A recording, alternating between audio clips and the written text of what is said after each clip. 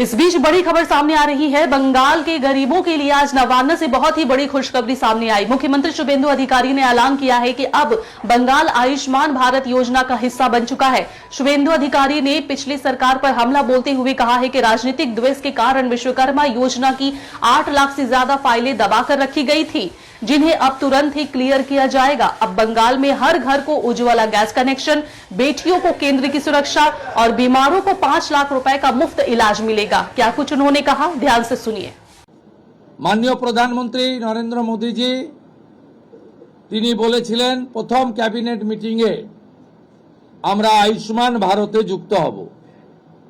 আমরা আয়ুষ্মান ভারতে যুক্ত হলাম এবং সংশ্লিষ্ট দপ্তর কেন্দ্রীয় স্বাস্থ্য দপ্তরের সঙ্গে প্রয়োজনীয় যে এগ্রিমেন্ট অন্যান্য যে বিষয়গুলি রয়েছে সেটা স্বাস্থ্য সচিব, মুখ্যমন্ত্রীর দপ্তরের উপদেষ্টা এবং মুখ্য সচিব মিলিতভাবে অতি দ্রুত সম্পন্ন করবেন। অর্থাৎ আজ থেকে মাননীয় প্রধানমন্ত্রীর ঘোষিত পশ্চিমবাংলার মানুষের প্রতি যে কমিটমেন্ট আজকে ভারতীয় জনতা পার্টির ক্যাবিনেট সেটা সম্পূর্ণ করল।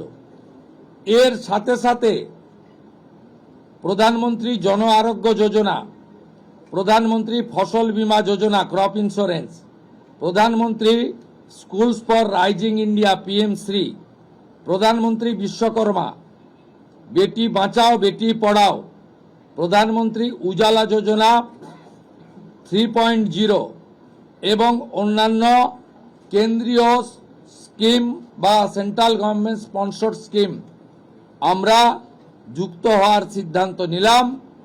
বিশ্বকর্মা যোজনায় আমাদের যারা বিশ্বকর্মা আছেন, হাতের কাজ করেন, আমাদের কামার কুমোর থেকে কুম্ভকার, স্বর্ণকার থেকে মালাকার থেকে তাঁতি থেকে নাপিত থেকে সবাই যারা 8,65,000 আবেদন করে রেখেছিলেন, আগের সরকার যাদের আবেদন জেলা শাসকদেরকে দিয়ে কেন্দ্রের এমএসএমই দপ্তরে পাঠাতে দেননি, আমরা দ্রুত ওই 8,65,000 পিটিশনকে পাঠানোর ব্যবস্থা নিলাম।